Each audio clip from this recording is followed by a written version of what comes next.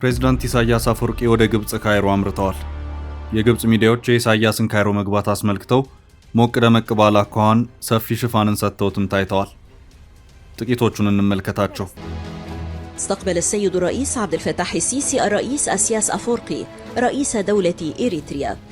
السياس أفورقي التزام مصر الثابت بدعم سيادة إريتريا وسلامة أراضيها. وهناك أيضا ملف آخر يتصاعد. الرئيس الإريتري السياس أفورقي وفي خضم التوتر القائم مع الجارة إثيوبيا بخصوص المنافذ البحرية التقى اليوم في القاهرة الرئيس المصري عبد الفتاح السيسي. ኢሳያስ በትላንትናው ዕለት ካይሮ በገቡ በሰዓታት ልዩነት ከግብፁ ፕሬዝዳንት አብዱልፈታህ አልሲሲ ጋር የተወያዩ መሆኑ ተመላክቷል። ይህንን ውይይት ተከትሎም በእርግጥ የውይይቶቹ የትኩረት አቅጣጫዎች ምን ነበሩ የሚለውም ተመላክቷል። አንደኛው ራሷን ኤርትራን ይመለከታል። አልሲሲ ሀገራቸው ግብጽ የኤርትራን ሉዓላዊነትና የግዛት አንድነት ለመደገፍ ቁርጠኛ ናት ሲሉ ተናግረዋል። ግብጽ የኤርትራ ሉዓላዊነትና የግዛት አንድነት አስጠባቂ ጠበቃ ለመሆን ቃል የገባችው ምን መጥቶ ነው የሚለው በራሱ ጥያቄ ነው። ነገሩ ኢትዮጵያ ከባህር በር ከቀይ ባህርና ወደብ ጋር በተያያዘ ጠንከር ያለ ጥያቄን ከማንሳቷ ጋር ይመስላል። ከአንድ ዓመት በፊት የኢትዮጵያ መንግስትና ሶማሊላንድ የባህር በር መውጫና ወታደራዊ ቤዝን የተመለከተ የመግባቢያ ስምምነት ተፈራረሙ። በሌላ አቅጣጫ ሶማሊያ ሶማሊላንድ የግዛት አካል ናት፣ እንዴት ያለኔ ፍቃድ ይህ ስምምነት ይፈረማል በማለት ያዙ ይልቀቁኝ አለች። በዚህ ወቅት ግብጽ ብቅ አለች። ከሶማሊያ ጎን ነኝ፣ የሶማሊያንም ሉዓላዊነትና የግዛት አንድነት ለማስጠበቅ ዝግጁ ነኝ በማለት መግለጫ አስነገረች። ከዚያም የሶማሊያውን ፕሬዝዳንት በመጥራት በሁለቱ ሀገራት መካከል ወታደራዊ ስምምነት እንዲፈረምም አደረገች።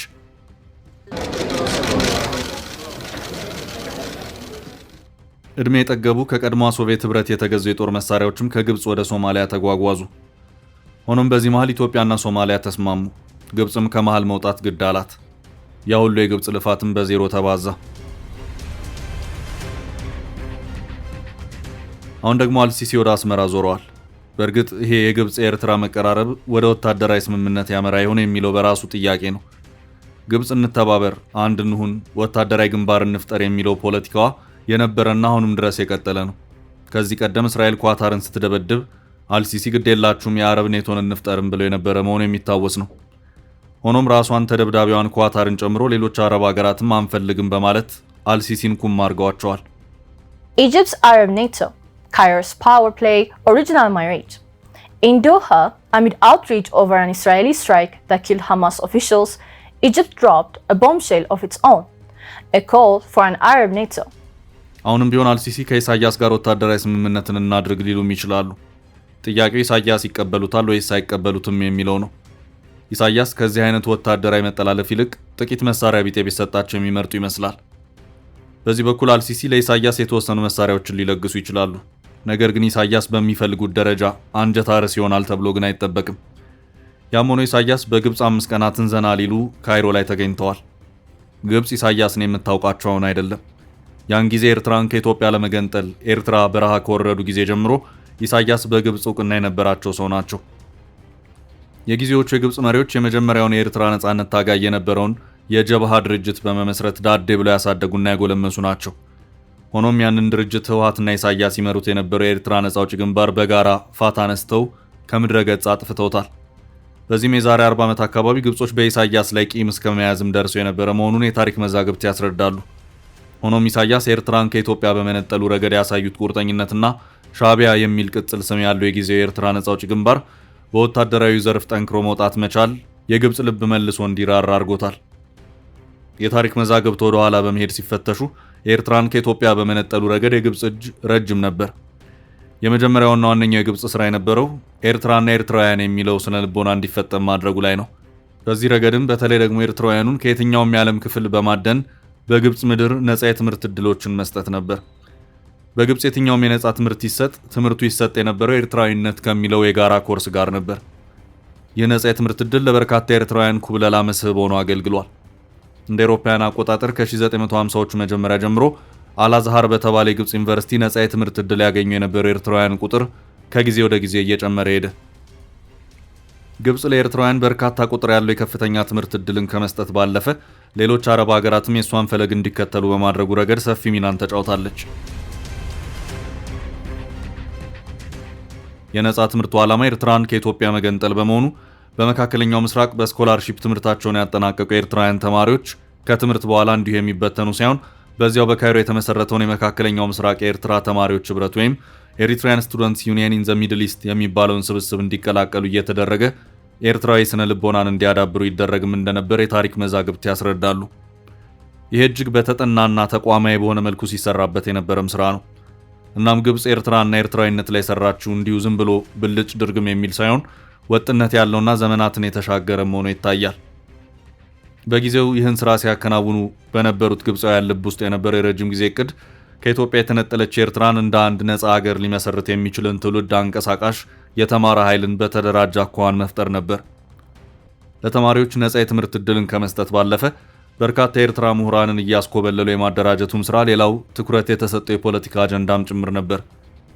እነዚህ ሁሉ ቅድመ ሁኔታዎች ከተጠናቀቁ በኋላ እንደ አውሮፓውያን አቆጣጠር በ1958 በምህጻረ ቃሉ ኤኤልኤፍ ተብሎ የሚጠራ የኤርትራ ነጻነት ግንባር ወይም ጀብሃ እንዲመሰረት ተደረገ። ይህ ከኢትዮጵያ ጋር በመፋለም የኤርትራን ሀገርነትን እንዲያደርግ ኃላፊነት የተሰጠው የትጥቅ ድርጅት እንዲመሰረት የተደረገውም በግብጽ መዲና ካይሮ ነው። በጊዜው ከጣሊያን ቅኝ ገዢዎች ከኤርትራ መውጣት በኋላ የኤርትራ ዕጣ ፈንታ ምን ይሁን በሚለው ዙሪያ ብዙ አከራክሯል። ጉዳዩም እስከ ተባበሩት መንግስታትም ድረስ አምርቶ የመጨረሻውን ልባት መስጫም ኤርትራን ከኢትዮጵያ ጋር በፌዴራሊዝም ስርዓት ማቆራኘት ሆኗል። በጊዜው ቀሪው የኢትዮጵያ ክፍል እንዳሁኑ በፌዴራል ስርዓት ውስጥ አልነበረ። ፌዴራሊዝሙ የሚመለከተው ኤርትራን ብቻ ነበር። እናም የኢትዮጵያና የኤርትራ ግንኙነት የፌዴራሊዝም ትስስር ነበር ማለት ነው። ነገር ግን በኤርትራ በኩል የውጭ ጣልቃ ገብነቶች ሲበዙና ነፍጥ የማንሳት አዝማሚያዎች እየተጠናከሩ ሲሄዱ አፄ ኃይለ ሥላሴ ቺባቄላ ካደረች አትቆረጠምም በሚል ሳይቃጠል በቅጠል በማለት የኤርትራን ፌዴሬሽን አፍርሰው የኢትዮ ኤርትራን ሀገራዊ ቁርኝት ከቀሪው የኢትዮጵያ ክፍል ጋር ወጥ አስተዳደር እንዲኖረው አድርገዋል። በጊዜው አካሄዱ የተወሰኑ ኤርትራውያንን እንደዚሁ በጣልቃ ገብነታቸው የሚታወቁትን ግብጾችን ክፉኛ አስቆጥቷል። በርካቶች ኤርትራውያን ወደ ትጥቅ ትግል ያመሩት ከፌዴሬሽኑ መፍረስ በኋላ ነው ብለው ያስባሉ። ታሪኩ የሚያሳየው ግን ይህን አይደለም። ፌዴሬሽኑ ፈረሰ የሚባለው እንደ አውሮፓውያን አቆጣጠር በ1962 ሲሆን በትጥቅ ትግል ኤርትራን ነፃ ለማውጣት በግብጽ በኩል ጥንስሶ የተጀመረው ገና በ1950ዎቹ መጀመሪያ አካባቢ ነበር። የታሪክ መዛግብት የሚያሳዩት እውነታ ይህንን ነው። በካይሮ የጀብሃ ምስረታ ይፋ የሆነው ደግሞ ፌዴሬሽኑ እውን በሆነ በ6 ዓመታት ጊዜ ውስጥ ነበር።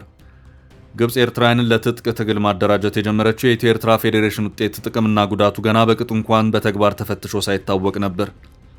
በግብጽ ተጠንስሶ የተደራጀው የጀብሃ ኃይል የስልጠናና የጥቃት መንደርደሪያ ቤዙን ሱዳን በማድረግ ወደ ኤርትራ ምድር ሰርጎ መግባት ጀመረ። ጀብሃ በኤርትራውያን ዘንድ ተቀባይነት እንዲያገኝ እንደዚሁም ኤርትራውያንም ከኢትዮጵያ የመለየት ወይም የመገንጠል ስነ ልቦና እንዲያዳብሩ በሁለት አቅጣጫ በቋንቋቸው የሬዲዮ ስርጭትን እንዲያገኙ ይደረግ ነበር። አንደኛው ከዚያው ከግብጽ በአጭር ሞገድ በትግርኛና በአረብኛ ያሰራጭ የነበረው ሬዲዮ ካይሮ ሲሆን ሌላኛው ደግሞ ከሱዳን የሚሰራጨው ሬዲዮ ኦምዱርማን ነበር። ስርጭቶቹን የጠረፍ ገበሬው ሳይቀር በየቤቱ መከታተል እንዲችልም በሱዳን በኩል የሚገቡ አነስተኛ ሬዲዮኖች በዝቅተኛ ዋጋ አንዳንድ ጊዜም በነፃ ሳይቀር ለአገሬው ሰው ይታደሉም ነበር። ይህንን እውነታ በተመለከተ ፕሮፌሰር ክንፈ አብርሃም ናይል ዳይሌማስ ሃይድሮፖለቲክስ ኤንድ ፖቴንሻል ኮንፍሊክት ፍላሽ ፖይንትስ በሚለው መጽሐፋቸው ገጽ 105 እና 106 ላይ በሚከተለው መልኩ አስፍረዋል። የፖሊሲ ለውጡን ተከትሎ ተቀማጭነታቸው በካይሮ ለሆኑት ለኤርትራ ተቃዋሚዎች ግልጽ የሆነ ይደረግላቸው ነበር። የካይሮ የሬዲዮ ስርጭት የጀመረው ኤርትራውያኑ የቅድሚያ ታማኝነታቸው ለማን መሆን እንዳለበት ለማሳሰብ ነው። ግብጽ በአልአዝሃር ዩኒቨርሲቲ ለኤርትራውያን ተማሪዎች የትምህርት ዕድል መስጠቷን ተከትሎ ካይሮ በመካከለኛው ምስራቅ የኤርትራውያን ተማሪዎች ህብረት ማዕከል ሆነች። የወደፊቶቹ ኤርትራውያን ወታደራዊ አዛዦች የመጀመሪያ ወታደራዊ ስልጠናቸውንም በዚያ ይወስዱ ነበር ሲሉ አስቀምጠውታል። የታሪክ መዛግብት ወደ ኋላ ሄደው ሲፈተሹ የሚያሳዩት እውነታ ይህንን ነው። በእርግጥ ጀብሃ በግብጽ የተከፈለለትን መስዋዕትነት ያህል በትጥቅ ትግሉ ባይቀጥልበትም በአሁኑ ሰዓት የኤርትራ መንግስት የሆነው የጊዜው የኤርትራ ነፃ አውጪ ግንባር ግን ሂደቱን ጫፍ አድርሶታል። እናም እነዚህ እውነታዎች በሚገባ ተፈትሸው ሲታዩ ኢሳያስ ለግብጽ አዲስ አይደሉም። የዚያን ጊዜው የግብጽ ኢሳያስ ግንኙነት የአማጺና የመንግስት ግንኙነት የነበረ ቢሆንም አሁን ደግሞ የኤርትራ ሀገር ሆና ኢሳያስ መሪ ሆነው ግንኙነቱ የመንግስት ለመንግስት እንደዚሁም የመሪ ለመሪ ሆኗል። የኤርትራ ግብጽ ግንኙነት የሁለቱን ሀገራት የሁለትዮሽ ፍላጎትና ጥቅምን ብቻ ታሳቢ ያደረገ አይደለም። የሁለቱ ሀገራት ግንኙነት ዋነኛ ማጠንጠኛ ነጥብ የሚሽከረከረው ኢትዮጵያ ላይ ነው። ግብጽ ከአባይ ጋር በተያያዘ ኢትዮጵያን በጠላትነት አይን የምታይ ሀገር ናት። በተመሳሳይ መልኩ ኤርትራ ከቀይ ባህር መውጫና ወደብ ጋር በተያያዘ ኢትዮጵያ ስጋቴ ናት ትላለች። ከዚህ ባለፈም ኢትዮጵያና ኤርትራ ያልተቋጨና ወደ ጦርነት የገቡበት የድንበር ግዛቶች ይገባኛል ጥያቄም ጭምር ስላለ ይሄኛውም ቢሆን ሌላኛው የኤርትራ ስጋት ነው። እነዚህ ሁሉ ሁኔታዎች ተደማምረው ኢትዮጵያን በጠላትነት በፈረጀ መልኩ ግብጽና ኤርትራ በአንድ የኃይል አሰላለፍ ረድፍ ላይ ቆመው ይታያሉ። አባይ እስካለ ድረስ የግብጽ ጠላትነት መቼም ቢሆን የሚቀጥል ነው። ጠላትነቱ እንዲቆም ካስፈለገ ግብጽ የግድ የነበራትን የቆየ የበላይነት አስተሳሰብ ስሜቷን ከውስጡ አጥባ ማውጣት ግድ የሚላት ይሆናል። ይህ ግን የሚሆን አይመስልም። ኤርትራን በተመለከተ የኤርትራ መንግስት አሁን ያለው አቋሙ እንደ ሀገር የኤርትራ አቋም ሆኖ ይቀጥላል ማለት ያስቸግራል። ኢሳያስ 80ዎች ውስጥ የገቡ ዕድሜ የጠገበ አዛውንት ናቸው። ከዚህ በኋላ የኤርትራ መሪ ሆነው የመቀጠል እድላቸው በተፈጥሮ የተገደበ ሆኖ ይታያል። እሳቸው ብቻ ሳይሆኑ በእሳቸው ዙሪያ ያሉ ባለስልጣኖቻቸው ሳይቀሩ ያረጁ ያፈጁ ሆነው ይታያሉ። እናም የፕሬዝዳንት ኢሳያስና በዙሪያቸው ያሉ ባለስልጣናት በተፈጥሮ ተገድበው መሰናበት ማለት በሌላ አነጋገር በኤርትራ አዲስ የመንግስት ለውጥ ተከሰተ ማለት ነው። ይህ ከሆነ ደግሞ ኤርትራ ኢትዮጵያ ላይ የምትከተለው ፖሊሲ ለውጥ ይኖረዋል ማለት ነው። ይህ ሩቅ አይደለም። የ80 ዓመቱ አዛውንት ኢሳያስ 90 ዓመታቸው ድረስ እንኳን በተሟላ መሪነት ደረጃ ኤርትራን እየመሩ ይቀጥላሉ ማለት በእጅጉ ያስቸግራል። የእሳቸው ከአመራር ውጭ መሆን በበጎ የሚባል በመጥፎ በኤርትራ አዲስ የለውጥ ንፋስ እንዲነፍስ ማድረጉ አይቀሬ ነው። ኢሳያስ በኤርትራውያን ዜጎቻቸው ላይ ካሳዩት እጅግ የጨከነ አገዛዝ አንጻር ኤርትራውያኑ ለውጥ ፈላጊ እንዲሆኑም አድርጓቸዋል። ይሄኛውም ቢሆን በራሱ ሌላኛው በኤርትራ ውስጥ አዲስ ስር ነቀል የለውጥ መንግስት እንዲፈጠር የሚያደርገውም ይሆናል። እነዚህ ሁሉ ሁኔታዎች ተደማምረው ሲታዩ በጥቂት ዓመታት ውስጥ በኤርትራ አንዳች ለውጥ አይቀሬ መሆኑን ነው። ለውጡ ደግሞ ተፈጥሯዊ በሆነ ሂደት ጭምር የሚታገዝ መሆኑ ደግሞ ለየት የሚያደርገው ይሆናል። የኤርትራ መጻኢ የፖለቲካ ለውጥ የትውልድ ለውጥና ሽግግር ጭምር የሚታይበት ይሆናል። የ60ዎቹ የኢሳያስና ጓዶቻቸው ዘመን አክትሞ አዲሱ ትውልድ ወደ አመራር የሚመጣበት ዘመን ይሆናል። ያን ጊዜ በእርግጥም በኢትዮጵያና ኤርትራ መካከል የሚኖረው ግንኙነት አዲስና ሌላ መልክም ሊይዝ ይችል ይሆናል። ይህ የሚሆነው ጊዜ በራሱ ሂደት ዳኛ በመሆኑ ነው።